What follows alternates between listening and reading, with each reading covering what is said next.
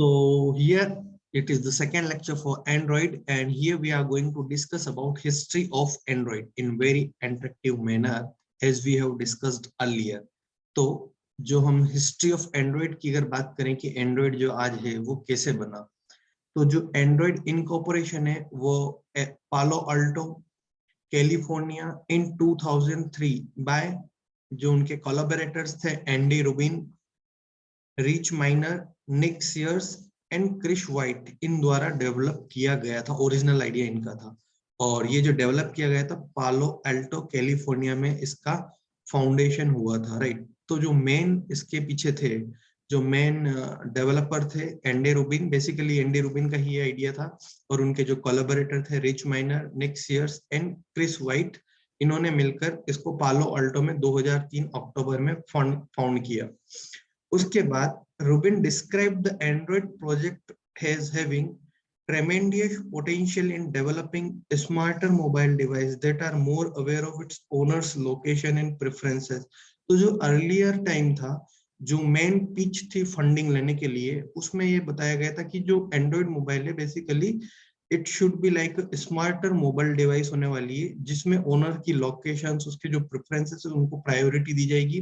और बेसिकली वो एक ऐसा ऑपरेटिंग सिस्टम तैयार करना चाहते थे जो कि जो स्मार्ट डिजिटल कैमरास जो हैं उनको सपोर्ट करे। डिजिटल कैमरा का एक ऑपरेटिंग सिस्टम जो कि काफी हाई क्वालिटी ऑपरेटिंग सिस्टम हो और बेसिकली वो डिजिटल कैमरा को सपोर्ट करे। ओरिजिनल पिच का आइडिया ये था, but initially started for digital camera but moved to smartphones, handset, operating systems later because of a low market for digital camera only। तो उन्होंने बाद में ये समझा कि अगर सिर्फ डिजिटल कैमरा के लिए अगर हम गए तो इसका मार्केट काफी लो है। इसके लिए उन्होंने हैंडसेट ऑपरेटिंग सिस्टम का आइडिया लिया और उन्होंने सोचा कि मोबाइल सिस्टम हम एक ऐसा बनाए, मोबाइल का ऑपरेटिंग सिस्टम जो कि हैंडसेट मोबाइल ऑपरेटिंग सिस्टम हो। और उस समय आपको पता होगा कि विंडोज और सिम्बियन ऑपरेटिंग सिस्टम थे, तो एक तरीके से ये इनके रिवल्स थे जो जिनका इनसे डायरेक्टली कंपटीशन होना था।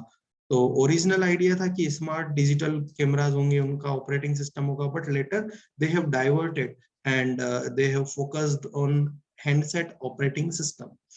नाउ इसके बाद ऐसा हुआ कि एंडी रूबिन जो फाउंडर थे उन्होंने काफी सारी पिचेस दी और इनिशियली फंडिंग की काफी प्रॉब्लम थी, बट इन्हीं के एक फ्रेंड उन्होंने इन्हें $10,000 उस समय मदद किया।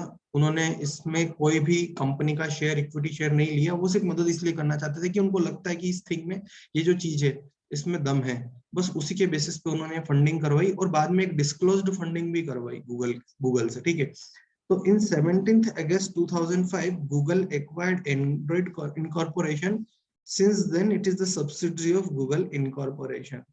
In 2007 Google announces the development of Android operating system और 2008 में पहला Android system based जो मोबाइल फोन हुआ वो HTC ने लॉन्च किया, जिसका नाम HTC One है या फिर जो T1 मोबाइल G1 के नाम से भी काफी फेमस है, ठीक है।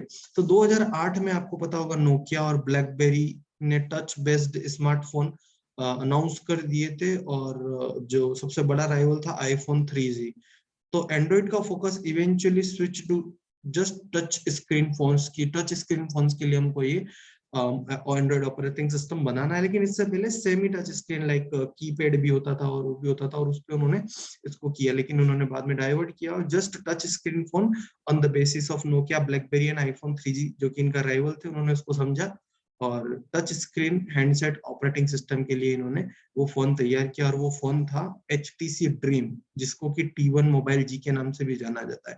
तो जो फर्स्ट कमर्शियल अवेलेबल स्मार्टफोन जो कि एंड्रॉइड था वो था HTC ड्रीम, जो कि September 23, 2008 को अनाउंस हुआ था। Thereafter, since 2008, Android has seen numerous updates which have incrementally improved the operating system, adding new features and fixing bugs in previous releases। तो 2008 के बाद Android में काफी सारे numerous updates हुए और न्यूमेरस अपडेट्स काफी सारे हुए और उसके बाद जो ऑपरेटिंग सिस्टम था उसका काफी इम्प्रूव होता गया और हर बार कुछ ना कुछ नए फीचर्स उसमें ऐड होते गए पिछले बग्स को फिक्स करते करते, और पिछले रिलीज को उन्होंने अपडेट किया और नए वर्जन उन्होंने अपडेट की। The major release in the named in alphabetical order after a desert, basically इन्होंने जो एंड्रॉइड ऑपरेटिंग सिस्टम को जो नाम दिया है वो डेजर्ट्स के ऊपर दिया है, like sugary treat, like cupcake, donut, eclair and froyo, और इस ऑर्डर में अल्फाबेटिकली, और हर बार उन्होंने कोई एक स्वीट डिश के नाम से उसको लॉन्च किया। तो बेसिकली काफी लोगों के मन में उत्साह था इस चीज को जानने के लिए कि that what is the reason behind the all the Google is Android every time launches its new operating system with sugary treat name, right? So why it's low. तो जो उनका जवाब था वो था कि during its announcement Android KitKat in 2013, Google ने explain किया कि since this devices are making our life so sweet, that is why each Android version is named after a desert, ठीक है? उसके बाद ये काफी सारे एंड्रॉइड सिस्टम है जो कि यहाँ पर आप देख सकते हो। एंड्रॉइड 1.0 सितंबर 2008 में लॉन्च हुआ और फरवरी 2009 में वो मार्केट में था, ठीक है? फिर उसके बाद अप्रैल 2009 में इसका नया वर्जन आया, प्रीवियस बग्स को फिक्स किए गए और नया जो एंड्रॉइड था उसका नाम था कपकेक, ठीक है? देयर आफ्टर सितंबर 2009 में डोनट नाम का जो एंड्रॉइड सिस्टम है वो आया। उसके बाद जो अपडेटेड ऑपरेटिंग सिस्टम था इक्लियर, thereafter Froyo, thereafter gingerbread, thereafter honeycomb, thereafter ice cream। और ये ईयर वाइज आप देख सकते हो, जनवरी हमारी 2009 से स्टार्ट हो गई थी। 2009 में इटसेल्फ आप देखोगे तो 4 ऑपरेटिंग सिस्टम इक्लियर तक आ गए थे।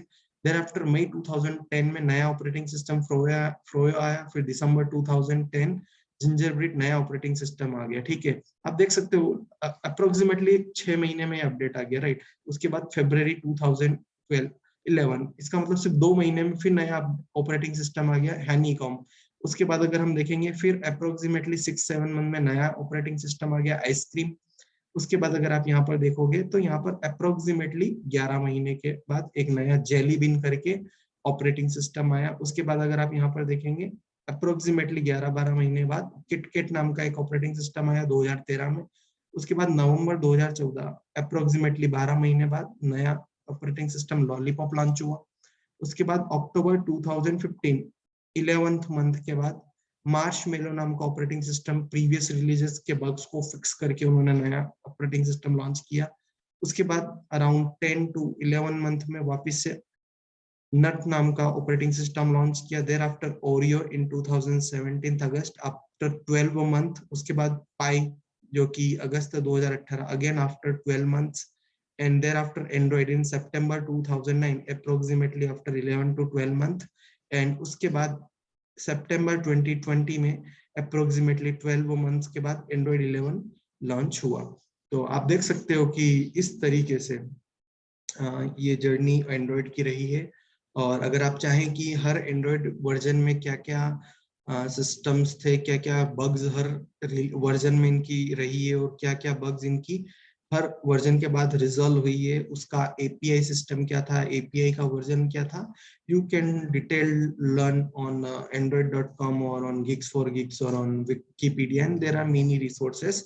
और ये जो हमने लिया है चार्ट Geeks for Geeks से लिया है, जिसमें आपको एक इंटरेक्टिवली तरीके से हमने बताया है कि जो एंड्रॉइड के जो जितने भी वर्जन्स आए हैं उनकी हिस्ट्री इस प्रकार से कुछ रही है, ठीक है? तो इस वीडियो में हमने डिस्कस किया हिस्ट्री ऑफ एंड्रॉइड के बारे में।